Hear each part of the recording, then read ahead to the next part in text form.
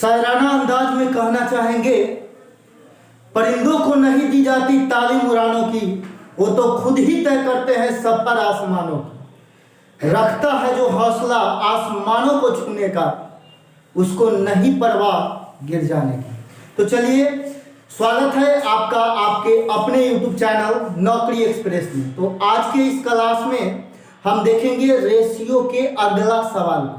अगला सवाल का मतलब पिछला क्लास में मैंने 8 सवाल कराया था, तो आज 9वां सवाल से स्टार्ट करेंगे। और हाँ, यदि वीडियो अच्छा लगेगा तो लास्ट में चैनल को सब्सक्राइब कर लेना है, पहले नहीं, पहले वीडियो देखिए उसके बाद सब्सक्राइब करना है। तो आइए देखते हैं 9वां सवाल को, ध्यान दीजिएगा, गौर कीजिएगा। सवाल उधर साइड में आपको दिखेगा। सवाल कहता क्या, कह रहा है सवाल, एक धनराशि को ए बी तथा सी के मध्य 3, 4, 5 के अनुपात में बांटा गया। गौर करेंगे, एगो धनराशि है, उसको ए बी और सी के बीच 3 अनुपात 4 अनुपात 5 के अनुपात में बांटा गया। तो ध्यान देंगे, अब यहाँ पे धनराशि को बांटा गया है ए बी और सी में। तो किस तरह से बांटा गया है? 3, 4 और 5 के रेशियो में। तो देखिए, जब धनराशि बांट दिया गया तो यहाँ पे ए बी और सी के हिस्सा का रेशियो दे रहा है।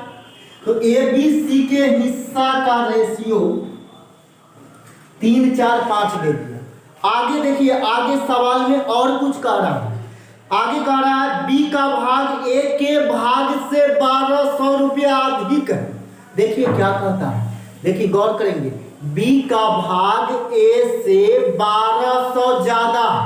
तो देखिए मैंने क्या बोला था कि कम और अधिक का मतलब होता है अंतर। कम और अधिक का मतलब क्या होता है? अंतर।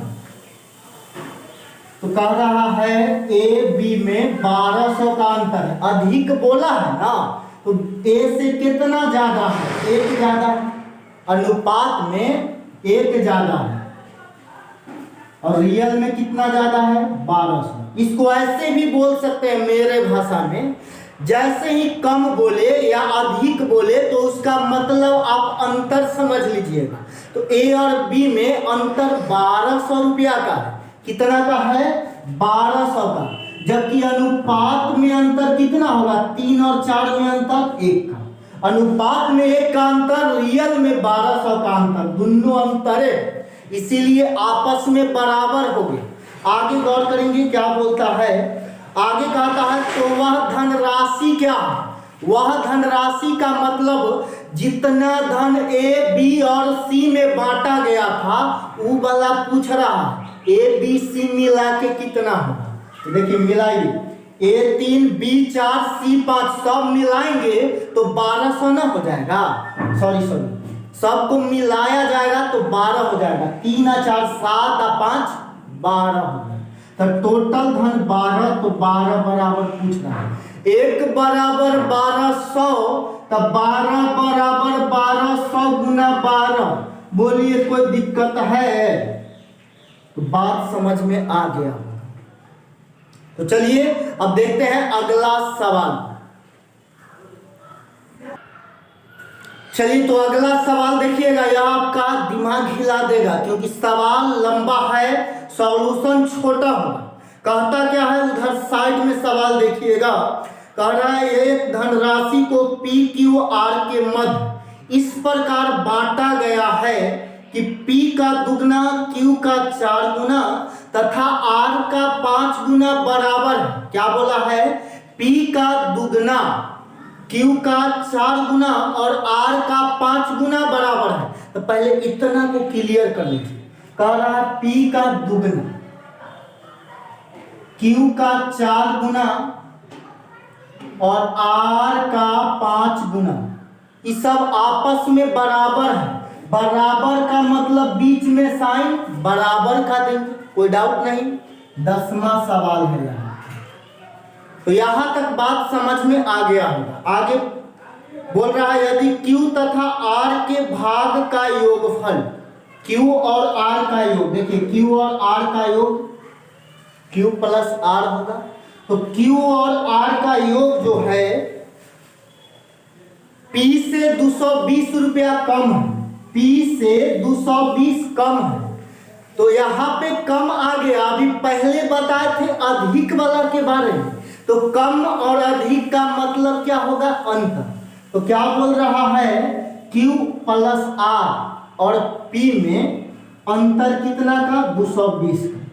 P से 220 ई कम है, Q और R P से 220 कम है। तब भाई ध्यान दीजिएगा, जैसे ही कम या अधिक बोलेगा इसका मतलब ये दोनों में अंतर कितना का है? 220 का। सवाल हो गया 16। अब रेशियो निकालेंगे, सवाल को उड़ा देंगे। आगे देखिए क्या कह रहा है। बताए कि Q के भाग का दुगुना, बताना क्या है? तो Q का दुगुना, Q का दुगुना R से कितना ज्यादा है? Q का दुगुना R से कितना ज्यादा है? मतलब ये हुआ Q के 2 गुना और R में अंतर कितना रुपया का होगा, यही पूछा। Q के दुगना और R का अंतर पूछा, तो निकाल देते हैं इसको। सवाल बड़ा टेढ़ था लेकिन इसका इलाज बहुत आसान है।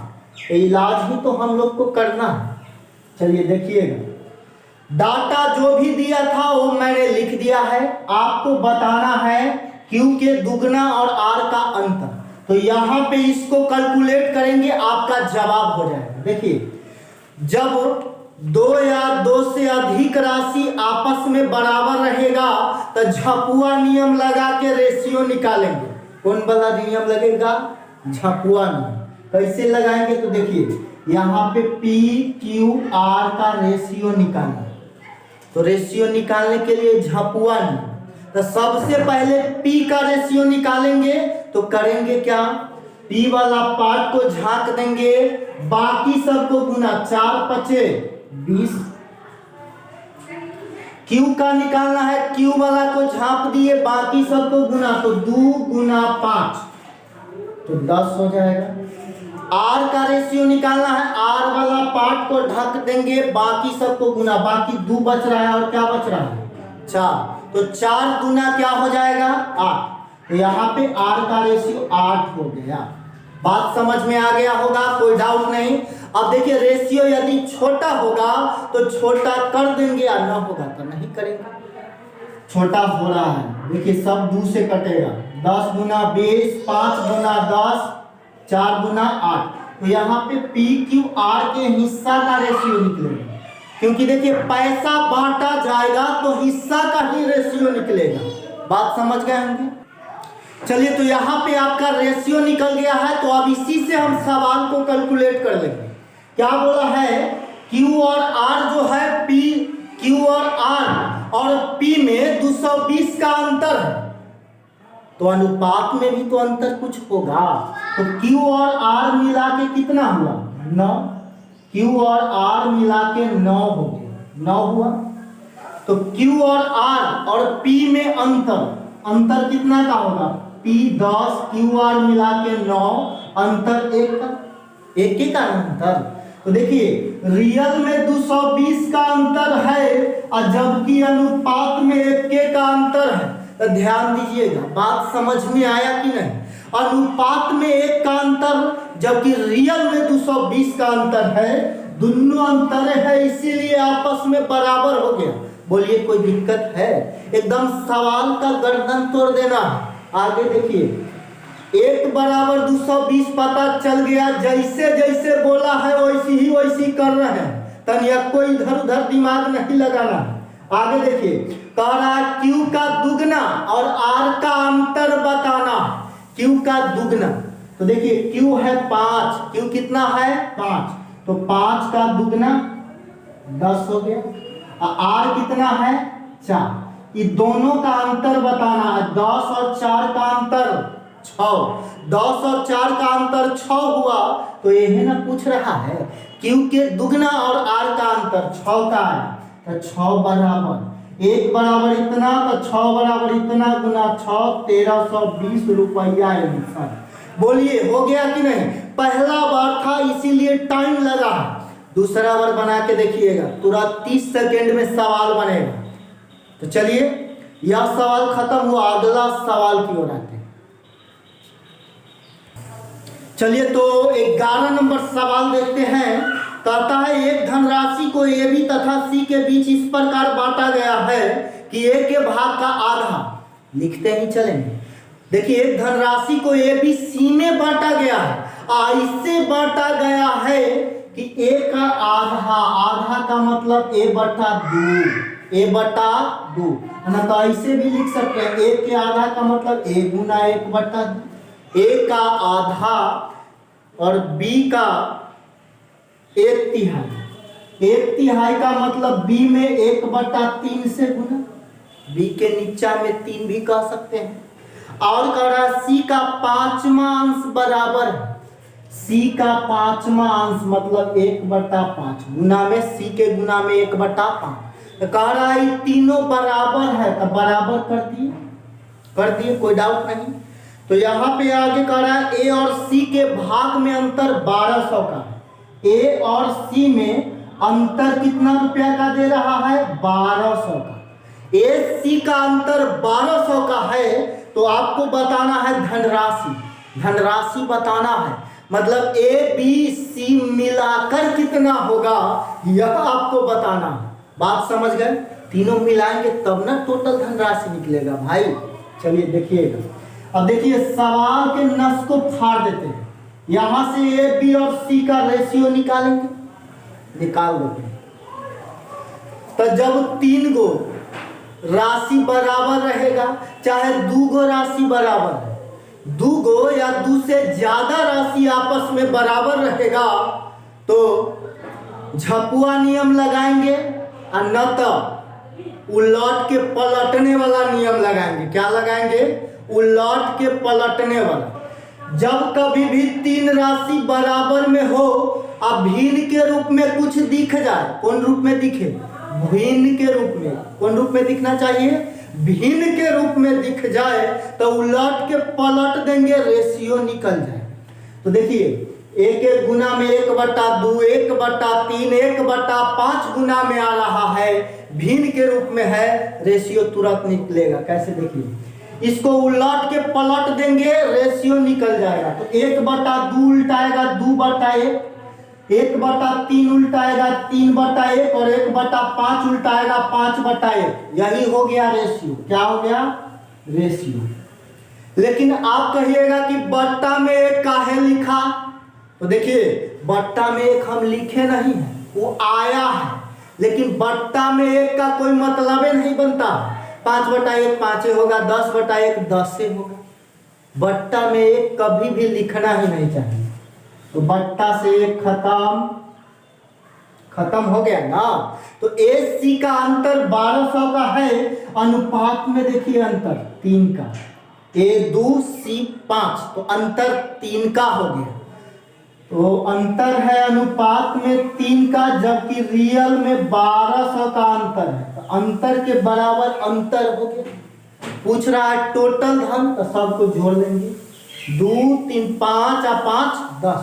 तो टोटल धन 10 है, तो 10 बराबर निकालने के लिए आपको 1 बराबर निकालना पड़ेगा। काटेंगे तो 400, 1 बराबर 400, तो 10 बराबर 400 गुना 10,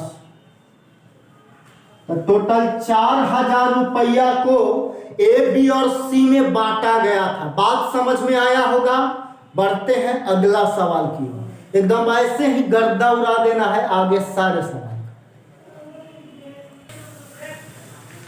अगला सवाल देखेंगे। कह रहा है 8200 रुपया को ए बी और सी के बीच बांटा गया। किसके किसके बीच बांटा गया है? ए बी और सी के। आगे बोलता है इस प्रकार बांटा गया है कि ए के हिस्सा का 2/5, ए के हिस्सा का 2/5। तो का मतलब गुना होता है, यह बात आप जान रहे हैं। ए का 2/5 और बी का 3/4, ए का 2/5, बी का 3/4 और सी का 1/3 बराबर है। क्या बोला है?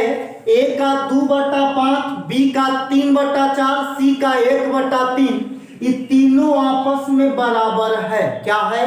आपस में बराबर है। तो आपको कह रहा है ए का भाग कितना है, ए बताना है जबकि टोटल 8200 रुपया बांटा गया। ए बताना है तो ए को हम तुरंत बता देते हैं। सबसे पहले ए, बी और सी के हिस्सा का रेशियो निकाल लीजिए। हिस्सा का रेशियो निकालना, तो कैसे निकालेंगे हिस्सा का रेशियो, ध्यान देंगे, गौर फरमाएंगे।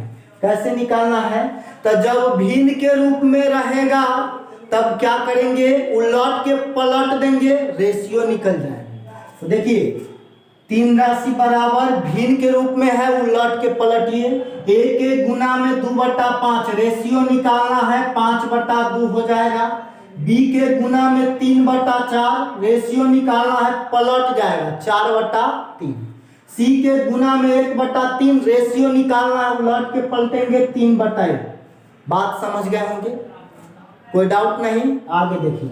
अब यहाँ पे तो और बड़का मैटर खड़ा हो गया, बड़ा वाला घाव हो गया, हड़बड़ाना नहीं है।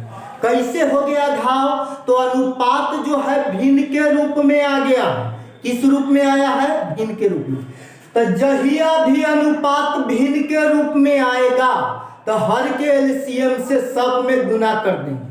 क्या करेंगे, हर के एलसीएम से सब में गुना करेंगे। हर समझते हैं, ऊपर का लमरेटर होता है, हम लोग बिहार बोर्ड वाले हैं, पूरा इंग्लिश ना जानते हैं। ऊपर का लमरेटर और नीचल का डिलमरेटर होता है, मतलब हर होता है।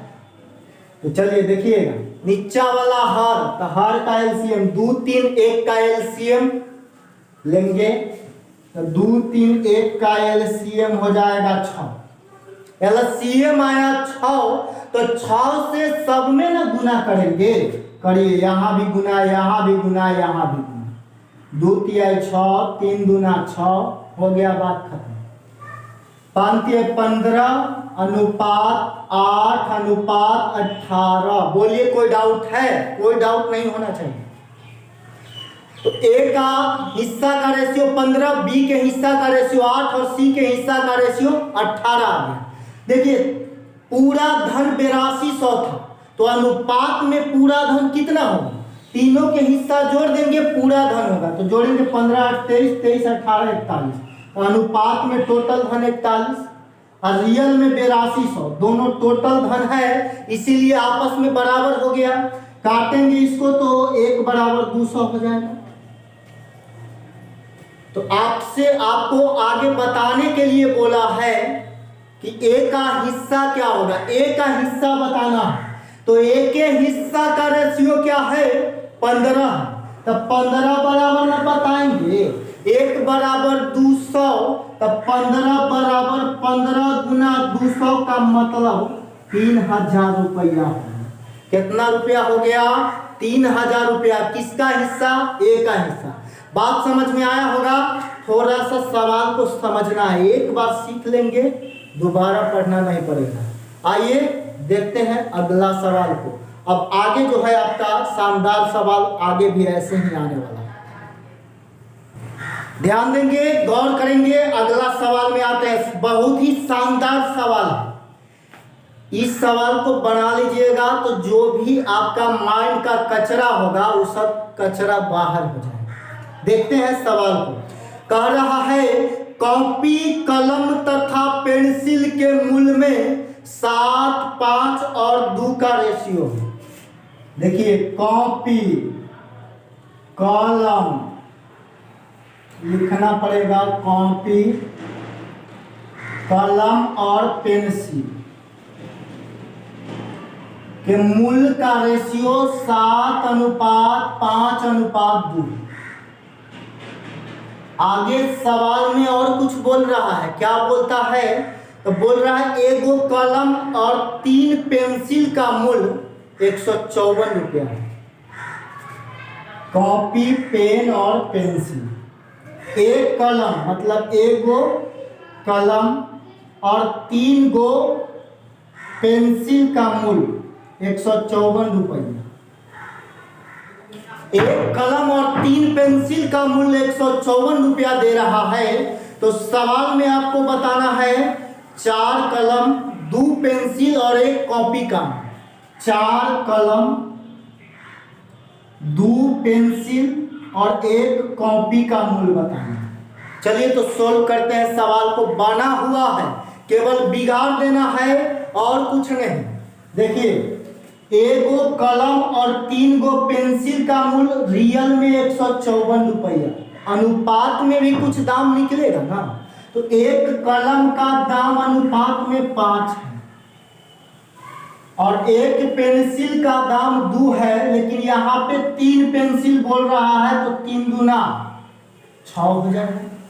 तो 5 और 6 11, अनुपात में एक कलम और 3 पेंसिल का दाम 11 हो गया। अनुपात में एक कलम और 3 पेंसिल का दाम 11 हो गया। देखिए, एक कलम का दाम 5 एकम 5 और 3 गो पेंसिल का दाम 2 तिहाई 6। तो इस तरह से 5 और 6 11 नहीं हो गया, एक कलम और 3 पेंसिल का दाम।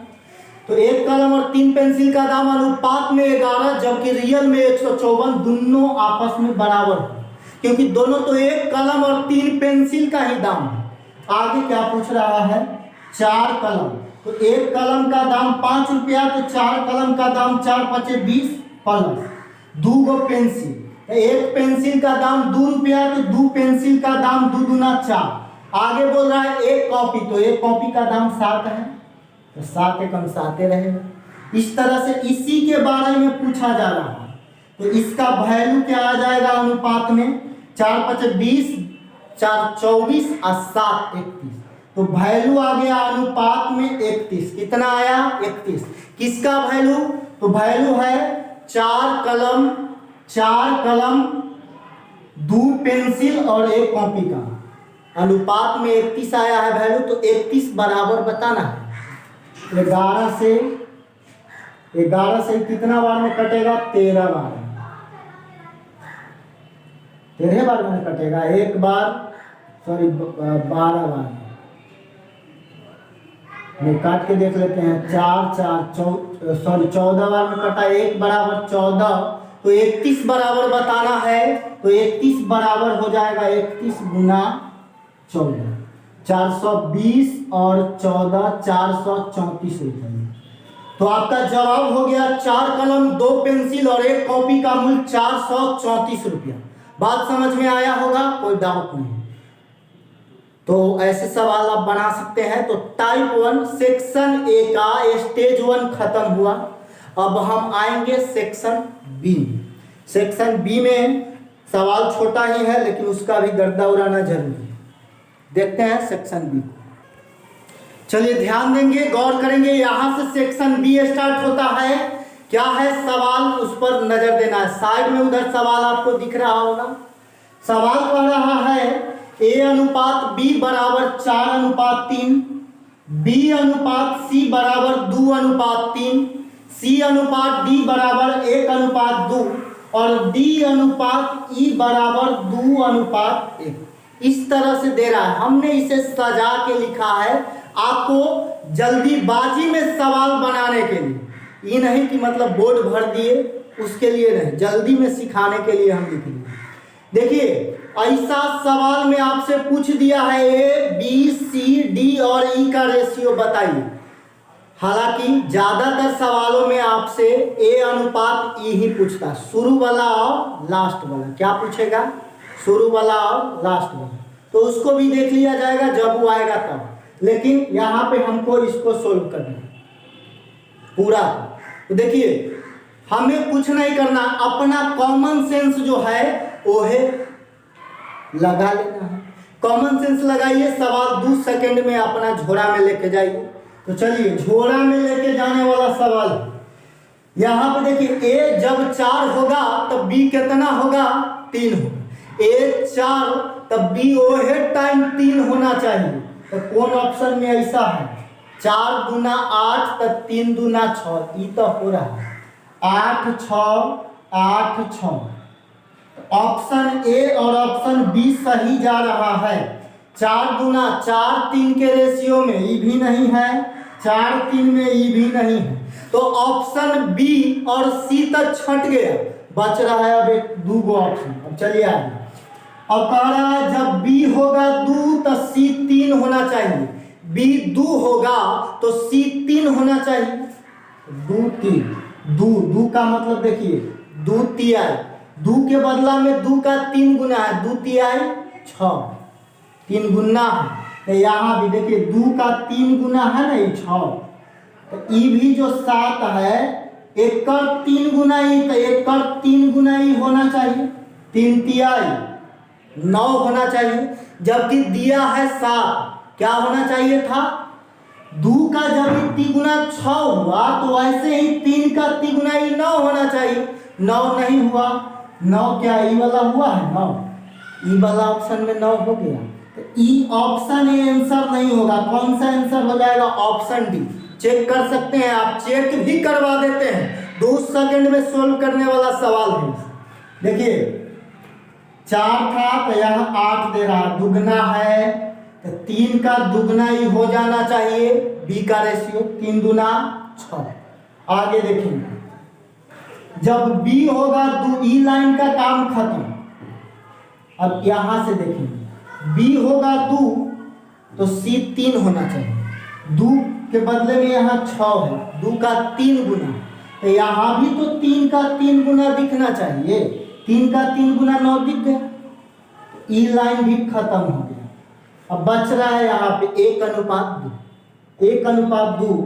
तो देखिए एक किसके लिए आ रहा है? सी के लिए। तो सी का रेशियो तो 9 है, 1 का कै गुना 9 है? 1 का 9 गुना हो रहा है। तो वैसे ही डी 2 है, 1 के 9 गुना यहाँ, तो यहाँ से यहाँ आएंगे तो ई वाला जो होगा 2 का 9 गुना, 2 का 9 गुना 18 होना चाहिए। 18 तो हो रहा है ना। अगला भी चेक कर सकते हैं। अब ई भी खत्म हो गया, बच रहा है 2:1। इसको भी कर सकते हैं। 2 का ही क्या गुना? 9 गुना, 2 का ही 9 गुना है तो 1 का 9 गुना यहाँ होना चाहिए, हो रहा है। आपका जवाब ऑप्शन नंबर डी हो जाए। पहले ही मैंने बता दिया था आपको, वैसे ही सोल्व करिए। एकदम शानदार कॉन्सेप्ट है। बाय ऑप्शन चलेंगे, जल्दी गर्दा उड़ा दीजिएगा। तो बढ़ते हैं अगला सवाल की। तो चलिए ध्यान दीजिएगा, सवाल को क्या कह रहा है। सवाल कह रहा है A/B बराबर B/C बराबर C/D बराबर 4:5। इसका मतलब ही है कि A/B के बराबर में 4:5 होगा, B/C के बराबर में 4:5 और C/D के बराबर में भी क्या होगा? 4:5 होगा। बात समझ में आया कि नहीं? तो इस तरह से इस सवाल को हम कर सकते हैं जल्दी। कैसे करेंगे? इतना बात यदि आपको समझ में आ गया है तो आप समझिए कि सवाल बन गया। देखिए सवाल में पूछा है A/D, इसका मतलब ये हुआ कि आपसे शुरू वाला और लास्ट वाला पूछा जा रहा है। शुरू वाला और लास्ट वाला पूछा जा रहा है। तो जब भी सवाल में शुरू वाला और लास्ट वाला पूछा जाएगा तो इस सब को गुना कर देंगे, आपका आंसर हो जाएगा। गुना कैसे करेंगे? तो A/B को हम A/B लिख सकते हैं ना।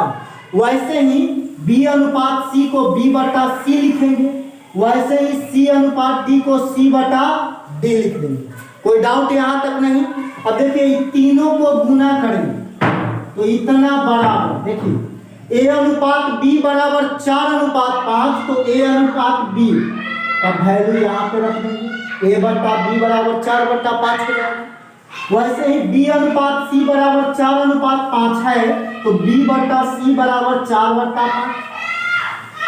वैसे ही आपको C/D इतना दे रहा है तो C/D 4/5 हो जाएगा। अब देखिए A/D निकालना है, तो काटिए, B से B, C से C खत्म।